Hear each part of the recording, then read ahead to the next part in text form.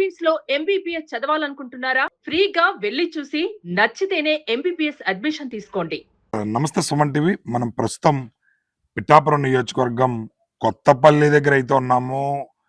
ఒక సాధారణ మధ్యతరగతి కుటుంబంలో జన్మించిన ఒక యువకుడు అసాధారణ ప్రతిభ కనబరిచాడు. ఏంటి ఆ ప్రతిభ?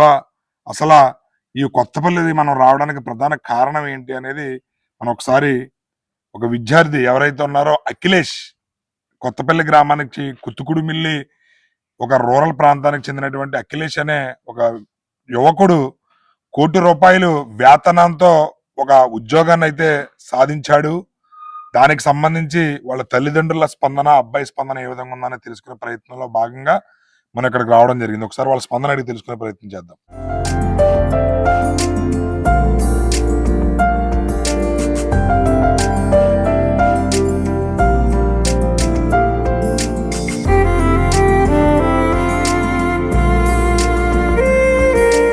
ప్రస్తుతం మనమైతే ఎవరైతే ₹1,00,00,000 వార్షిక జీతంతో ఉద్యోగాన్ని సాధించాడో ఆ యువకుడు అఖిలేష్ దగ్గర అయితే ఉన్నాము.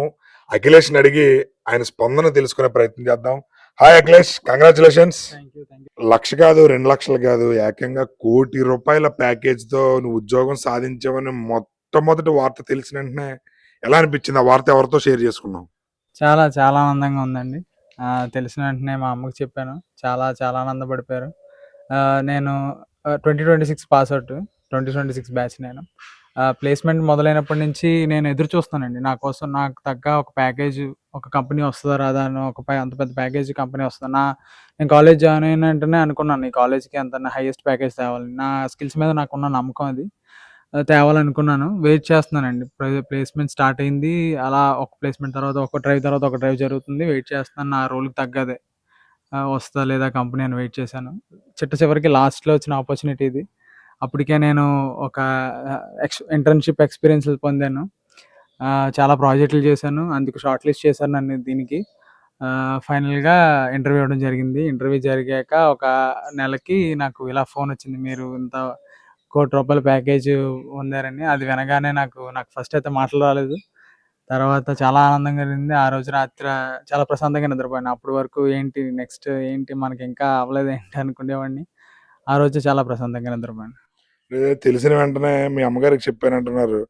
మీ నాన్నగారు ఒక టైలర్ వృత్తి చేసుకుంటూ, మీ అమ్మగారు ఆయనకు సాయం చేసుకుంటూ జీవనాన్ని సాగించే కుటుంబం మీది.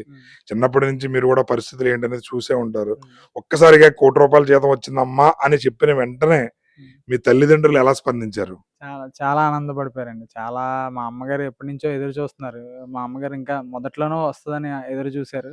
అలా చూసి ఒకేసారి ఇంత చెప్పేటప్పటికి మొఖంలో ఆనందం తెలిసిపోయింది. చాలా ఆనందపడ్డారు. ఆనందం నాకు ఇప్పటికి ఇంకా గుర్తుంది అలా. మరి అంటే మీ ఫాదరు మాటలు రావని చెప్పి అంటున్నారు. ఆయన అంటే చిన్నప్పటి నుంచి ఎన్నో ఇబ్బందులు పడి ఉంటారు. ఆయన చదువుకున్నారని చదవలేకపోయారు అని చెప్పి అంటున్నారు. ఇవన్నీ చూసే నువ్వు ఇన్స్పిరేషన్ గా తీసుకుని ఈ స్థాయికి వచ్చావని అనుకోవచ్చా? అనుకోవచ్చండి. మా తాతగారికి చదువు అంటే చాలా ఇష్టం అండి. అందుకని ఆయన పిల్లలందరినీ చదివించారు. అందరూ మంచి టీచర్ల కింద స్థిరపడ్డారు ఇప్పుడు. అందరూ మంచి పొజిషన్‌లో ఉన్నారు ఇప్పుడు. మా నాన్నగారికి మాటలు రాక ఆయన చేయగలిగింది, నేర్చుకోగలిగింది టైలరింగ్ నేర్చుకున్నారు. అప్పటి నుంచి ఇంక టైలరింగ్ వృత్తిగా మమ్మల్ని చదివించారు. ఇదంతా చూసి నాకు కూడా అంటే ఇంక మా నాన్నగారే కదండీ మిగిలిపోయారు. నేను ఏదోటి చేయాలి, నేను కూడా మా నాన్నగారిని కూడా అదే పొజిషన్ చేయాలని చెప్పి అప్పటి నుంచి కష్టపడి స్కిల్స్ అవన్నీ నేర్చుకోవడం, నా టైం కరెక్ట్‌గా ఉపయోగించుకోవడం, వీళ్ళిచ్చిన ఇంటర్నెట్ సౌకర్యాన్ని బాగా వాడుకోవడం చేయడం జరిగింది. ప్లేస్‌మెంట్‌లో కూడా నా బెస్ట్ ఇవ్వడం జరిగింది. అలా నాకు ఈ ₹1,00,00,000 ప్యాకేజ్ వచ్చిందని నేను నమ్ముతున్నాను. ఆయన స్పందన ఎలా ఉంది చెప్పిన వెంటనే? ఆయన స్పందన ఆయన స్పందన వేరేలా ఉంటుందండి. ఆయన వెంటనే ముద్దు పెట్టుకుంటారు. ఆయన ఆనందం వేరు. చాలా ఆనందపడ్డారు. ఆయన సాధించాలనుకున్నది అంటే మీ తాతయ్య గారు ఆయన రూపంలో సాధించాలనుకున్నది మీరు సాధించారు. మరి మీ బంధువులు గాని లేదా మీ రిలేషన్స్ వాళ్ళ స్పందన ఎలా ఉంది? చాలా చాలా ఆనందపడ్డారండి. మా మా మేమంటే కొంచెం అంటే మేము ఇలా ఉండిపోయారు. మా డాడీ గంగాధరరావు గారు ఇలా ఉండిపోయారని కొంచెం మంది బాధ ఉంటది కదండీ. మాటలు రావు, ఎలా ఉండిపోయారని బాధ ఉంటది కదా! ఆ బాధలో ఉన్న వాళ్ళందరికీ చాలా ఆనందకరమైన విషయం ఇది. ఫోన్ చేసి వెంటనే చెప్పారు, చాలా ఆనందంగా ఉందమ్మా. మీ నాన్నగారు ఇంత కష్టపడి చదివించారు. నువ్వు ఇలా సాధించావు. చాలా ఆనందంగా ఉంది అని వాళ్ళ ఆనందాన్ని తెలుపుకున్నారు. మా నాన్నమ్మ గారు వీర రాఘవమ్మ, మాలతి వీర రాఘవమ్మ ఆవిడ చాలా ఆనందంగా ఉన్నారు. ఆవిడ కూడా నా కొడుకు అంటే మిగతా వాళ్ళందరూ బాగా స్థిరపడి మిగతా వాళ్ళందరూ చదువుకున్నారు. మా నాన్నగారు చదువుకోలేపారు కదా! మా నాన్నగారిని తీసుకొచ్చేది మీరేరా, మీ నాన్నగారికి పేరు తెచ్చేది మీరేరా అని ఎప్పుడు చెప్తూ ఉండేవారు. పేరు ఎలా తీసుకొచ్చినందుకు నాకు చాలా ఆనందంగా ఉందండి. అంటే చాలా మంది గెలుపు దాకా వెళ్ళి హ్మ్. మళ్ళీ వెనక్కి వస్తుంటుంటారు, లేదా దగ్గరికే వచ్చి చేజారిపోతుంటుంటది. అలా చాలా మంది నిరుత్సాహపడుతుంటుంటారు. అలాంటివి నువ్వు ఈ నిరుత్సాహపడడం, మళ్ళీ కసిగా మనం చదవాలనే ఆలోచన నీకు ఎప్పుడైనా ఇలాంటి సందర్భాలు ఎదురయ్యాయా? అయ్యాయండి. నాకు కూడా ఒక 2, 3 కంపెనీలొచ్చాయి. అవి కూడా దగ్గర దాకా ఎళ్ళాను. తర్వాత ఆ కంపెనీలు మళ్ళీ మా కాలేజ్‌కి ఏ రెస్పాన్స్ ఇవ్వకపోవడం, అంటే ఆశ పెట్టుకుంటాం కదండీ! ఇలా ఒక కంపెనీ వచ్చింది, మంచి ప్యాకేజ్‌తో వచ్చింది. సరే మనకొస్తుందని మనం ఫుల్ ఇస్తాం. లాస్ట్ దాకా ఎళ్ళేసరికి కంపెనీ మరి ఏ రెస్పాన్స్ రాదు. అలాంటివి చాలా చూసానండి. చాలా నేను స్టార్టింగ్‌లో నా ఫోర్త్ ఇయర్‌కొచ్చినప్పుడు చాలా కంపెనీలకి అప్లై చేయడం కూడా జరిగింది. అవన్నీ రిజెక్ట్ అయిపోతుంది. చాలా రిజెక్షన్ మెయిల్స్ చూసాను. చాలా రిజెక్షన్ మెయిల్స్ చూసాకే ఇలాంటిది ఒకటి నాకు కూడా వచ్చింది. అంటే నేను దీని ద్వారా నేనేం చెప్పాలనుకుంటున్నానంటే, మీరు అయిపోలేదు ఏది. మీరు ప్రయత్నిస్తూ ఉంటే ఎప్పటికప్పుడుకొస్తది. నాకు చివర్లో వచ్చింది. మా ఫ్రెండ్స్ అందరూ తెలిసిన వాళ్ళందరూ ప్లేస్ అయిపోయారు. నేను ఒక్కడినే మిగిలిపోయాను. అయినా లాస్ట్‌లో వచ్చిందిది. కాబట్టి ఇది ఒక ఎగ్జాంపుల్‌గా తీసుకొచ్చాను. ఫైనల్‌గా నువ్వు విజయం సాధించావు. ₹1,00,00,000 జీతం వస్తుంది. అంటే నువ్వు నేను ఈ స్థాయికొస్తే ఏదైనా చెయ్యాలనుకుంటున్నాను. నాకు పలానా ఇది చేయాలని ఉంది. మా నాన్నగారిని లేదా మా అమ్మగారిని గౌరవంగా ఇలా చేయాలనే కోరిక ఒకటుందని నీకేమైనా అనిపించింది ఏమన్నా ఉందా? ఇప్పుడు నెరవేరుద్దారి అనుకున్నదేమన్నా? ఆ! ఉందండి. మా నాన్నగారు ఇంకా వయసయిపోయింది. మిషన్ కుట్టలేకపోతున్నారు. ఆయన చేత ఫస్ట్ అది ఆయన ఇష్టంతోనే ఆయన ఫస్ట్ రెస్ట్ ఇచ్చి ఆయన రిటైర్మెంట్ లాగా ఇవ్వాలనుకుంటున్నాను. అలాగే మా అమ్మగారికి కావాల్సిన కొన్ని కోరికలున్నాయి. అవి తీర్చాలనుకుంటున్నాను. నాకు పెద్దగా కోరికలేం లేవండి. నేను పెద్దగా ఆశించే వాడిని కాదు. నాకు వీళ్ళ కోరికలు తీర్చితేనే చాలు నాకు. అదే సంతోషం. మరి నువ్వింత స్థాయికి వెళ్ళావు. ₹1,00,00,000 వార్షిక ఆదాయం సంపాదించావు. మీ తల్లిదండ్రులను సగర్వంగా కాలరెత్తుకునేలా చేస్తున్నావు. మీకు ఇక్కడ MLA, deputy CM Pawan Kalyan garu ఉన్నారు. నీకు ఆయన అంటే ఇష్టమేనా? ఆ! ఎందుకుండదండి. ఆయన పొలిటికల్‌గా ఆయన విజన్ నాకు చాలా నచ్చింది. ఆయన ఒకవేళ ఇన్ కేస్ ఆయన కలిసే అవకాశం వస్తే ఆయనకి ఏం చెప్తా కలవాలని ఉందా నీకు? కలవాలని ఉందండి. ఎమ్మెల్యే పైగా డిప్యూటీ సీఎం ఆయన కలవాలని ఉంది. ఆయన కలిసి ఇలా చెప్పాలని ఉంది. సార్ మీ మీ నియోజకవర్గం నుంచే నేను కొట్టాను సార్ ఇలాగా అని చెప్పాలని ఉంది నాకు. కోరుకుందా ఆయన కలవాలని కోరుకుందా? కోరిక ఉందండి. ఎందుకు ఉండకూడదండి. ఓకే. అంటే చాలా మంది కలవాలనుకుంటారు కదా! నాకు ఇలా కలవాల్సొచ్చింది. నేను ఆయన్ని నిజానికి కలవలేదండి. డైరెక్ట్‌గా ఎప్పుడు చూడలేదు. అవకాశం రాలేదు నాకు. మా తమ్ముడు ఎళ్ళాడు. అందరూ చూసారు. మా ఫ్రెండ్స్ చూసారు. నాకు ఇక్కడికి మా ఊరికి కూడా చాలా సార్లు వచ్చారండి. అప్పుడు నాకు కుదరలేదు. అంటే నేను ఇలాంటి వాటిల మీద ఉండిపోయి అలా కుదరలేదు. ఇలా కుదిరితే ఇంకా అది చాలా గొప్ప విషయం. ఆయన చేస్తున్న కార్యక్రమాలు అవి చూసి ఇన్స్పిరేషనల్ ఆ! చాలా ఇన్స్‌పిరేషన్‌గా ఫీల్ ఆయన చాలా చాలా అంటే అయింది కదండీ! ఇంతకాలం అయిన తర్వాత ఆయన సీఎం అయ్యారు. నేను ఇన్ని నెలల తర్వాత లాస్ట్‌లో కొట్టాను. 2 చోట్ల ఓటమి తర్వాత గెలుపొందారు ఆయన. నేను అలా కొన్ని ఓటములు చూసి ఇప్పుడు నాకు చాలా ఇన్స్‌పిరేషన్. చూసారు కదా అఖిలేష్ నిజంగా చాలా మంది యువతకు ఇన్స్పిరేషను ఈయన. ఎన్నో ఓటమంటే 4, 5 సందర్భాల్లో నేను ఇంటర్వ్యూల దాకా వెళ్ళి బాధపడిన సందర్భాలు ఎన్నో ఉన్నాయి. నిద్ర పట్టేది కాదు. ఏం జరుగుతుందనే టెన్షన్‌తో బాధపడేవాడిని. మా నాన్నగారు, మా తాతయ్య గారు బాగా చదవాలని మా తాతయ్య గారు కోరుకునేవారు. కానీ ఆ కోరిక మా నాన్నగారు మోగవడం వల్ల తను చదువుకోలేక కేవలం తనకి ఏదైతే వృత్తి బాగుంటుందో ఆ వృత్తి టైలరింగ్‌ని ఎంచుకుని ఆయన మమ్మల్ని చదివించారు. అది కసిగా తీసుకుని నా తల్లిదండ్రులను నేను సగర్వంగా మంచి పొజిషన్‌లో ఉంచేలాగా నేను చెయ్యాలనే సంకల్పంతో కష్టపడి చదివాను. ప్రయత్నిస్తే ఏది చేతికి చెందకుండా వెళ్ళదు. అది ఖచ్చితంగా మనకి వస్తుంది. ఆ గెలుపు అనేది నిదర్శనంగా ఈ అబ్బాయి చాలా అద్భుతంగా మాట్లాడాడు. వాళ్ళ తల్లిదండ్రులు ఫస్ట్ వాళ్ళ ఫాదర్‌కి రిటైర్మెంట్ ఇస్తానంటున్నాడు. ఎంతో కష్టపడ్డారు. మా నాన్నగారి వయసు మీద పడుతుంది. సో, నేను ఉద్యోగం తెచ్చుకున్నాను కాబట్టి ఆయనకి రిటైర్మెంట్ ఇవ్వాలనే కోరికుంది. నా తల్లి కొన్ని కోరికలున్నాయి. అవి కూడా నెరవేర్చాలి. నాకైతే ఏమి కోరికలు లేవు. అవకాశం ఉంటే డిప్యూటీ సీఎం పవన్ కళ్యాణ్ గారిని మాత్రం కలుస్తానంటున్నారు. ఆయన చేస్తున్న అభివృద్ధి ఆయన కూడా 2 చోట్ల ఫెయిల్ అయ్యి మూడోసారి ఎక్కడైతే పిఠాపురం నుంచి పోటీ చేసి గెలుపొంది డిప్యూటీ సీఎం దాకా వెళ్ళారు. ఆయన ఇన్స్పిరేషను. అలాగే నేను కూడా సాధించానని చెప్పి చాలా అద్భుతంగా చెప్తున్నాడు. ఒకసారి వాళ్ళ తల్లి ఎవరైతే ఉన్నారో అఖిలేష్ వాళ్ళ తల్లిదండ్రుల ఇద్దరు స్పందన కూడా మనం చూద్దాం. వాళ్ళు ఎలా ఫీల్ అవుతున్నారు అనేది వాళ్ళ తల్లి మాటల్లోనే. ఫైనల్ గా నిన్ను ఆదర్శంగా తీసుకునే యువతకి కానీ, లేదా ఇప్పుడు యువతకి నీ వీడియో చూస్తున్న ప్రేక్షకులందరికీ ఏం చెప్పదలుచుకున్నావు నువ్వు? ముందుగా నాకు ఈ అవకాశం కల్పించిన మా కాలేజ్ ఆదిత్య యూనివర్సిటీకి థ్యాంక్ యూ చెప్పాలనుకుంటున్నాను. Satish Reddy sir thank you. మీలాంటి వాళ్ళు ఉండబట్టే నాకు ఇలాంటి అవకాశాలు దక్కాయి. అవకాశమే అంటాను నేను ఇది. అవకాశం నాకు దక్కింది, నేను వినియోగించుకున్నాను. ఇకపోతే జూనియర్స్‌కి నా తర్వాత వచ్చే వాళ్ళకి నేనేం చెప్పాలనుకుంటున్నానంటే, ప్రతిదానికి అంటే ఫస్ట్ ఏదన్నా చేద్దాం అనుకుంటే మన వల్ల కాదులే, ఇంకా మన వల్ల కాదులే అని వదిలేస్తున్నారు. లేదా ప్రతిదీ బాగా సీరియస్‌గా తీసేసుకుంటున్నారు. చిన్నది ఏదన్నా ఒక చిన్న ఫెయిల్యూర్ వచ్చినా సరే చాలా సీరియస్‌గా తీసుకుంటున్నారు. నేను చాలా చూస్తాను. నాకు ఇన్‌స్టాగ్రామ్ పేజ్ ఒకటుంది.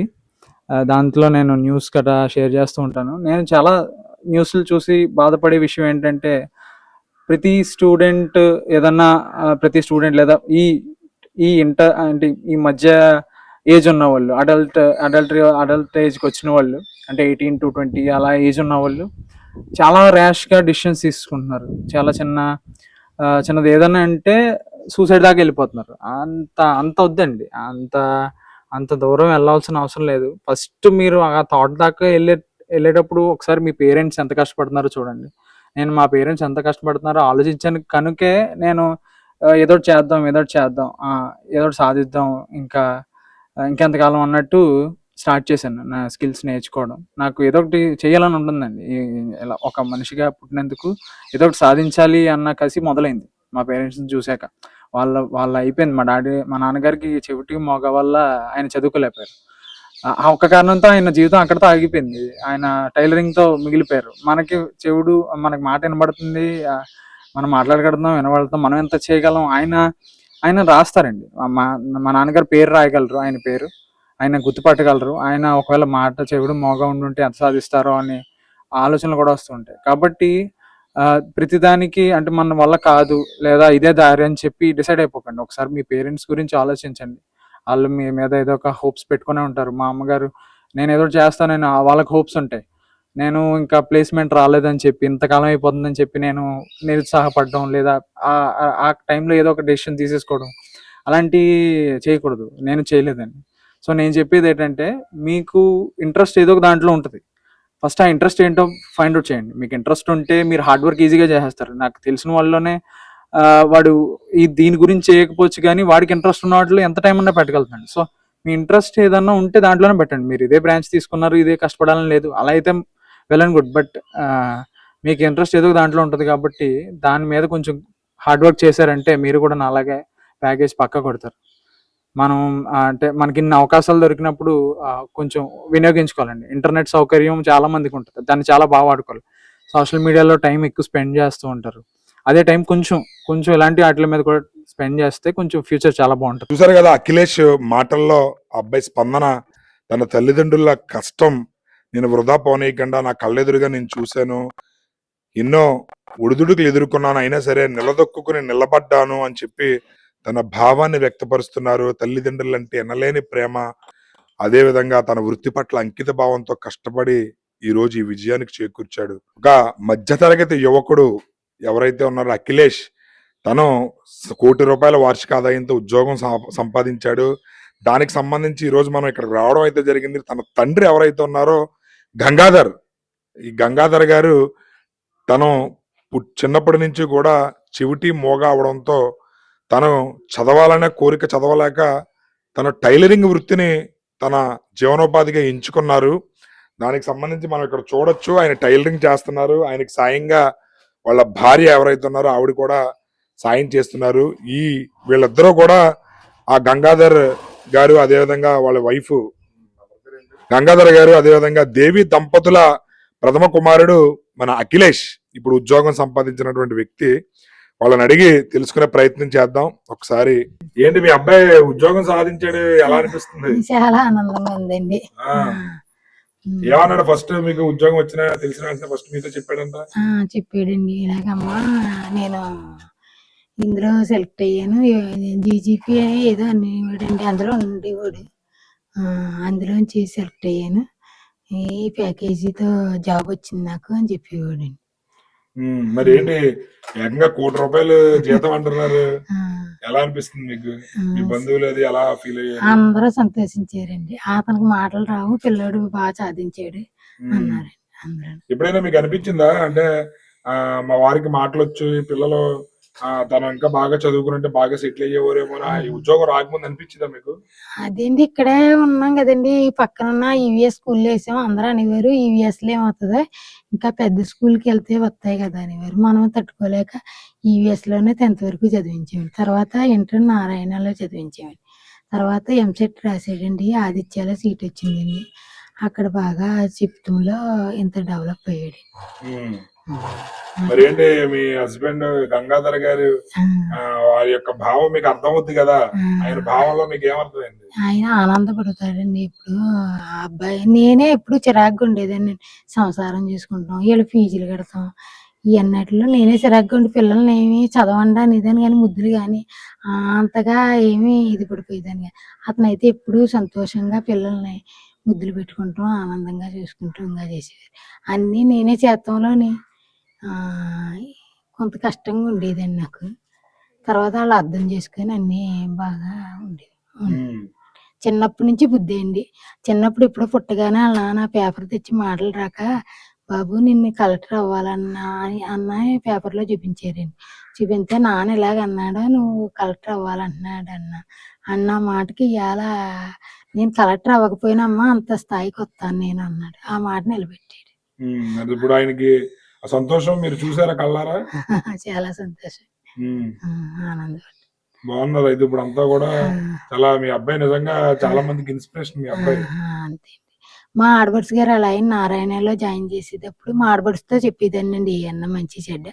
ఆవిడ వాళ్ళ ఆయన గారితో చెప్పి నారాయణ కాలేజీలో జాయిన్ చేశారండి. నారాయణ కాలేజీలో జాయిన్ చేసిన రోజు ఆయన అన్నారు, బాబు ఏ రోజు వరకు ఆ రోజు నువ్వు చేసేసుకో అన్నారు. అలాగే అక్కడ కంప్లీట్ చేసుకొని వచ్చి అది పాస్ అయిపోయి వచ్చాడండి. మళ్ళీ తర్వాత ఎంసెట్ రాశాడు, అందులో ర్యాంక్ వచ్చిందండి. ఆదిత్యలో జాయిన్ చేశారు, ఆయనే తీసుకెళ్ళారండి. ఇంకొక ఆడబడుచు గారు అలా ఆయనని తీసుకెళ్ళి జాయిన్ చేసి, బాబు నువ్వు బాగా చదువుకో ఎప్పటికప్పుడే అన్నారు. అలాగే అన్ని సబ్జెక్టులు ఏ సంవత్సరానికి ఆ సంవత్సరం అయిపోయినాయండి.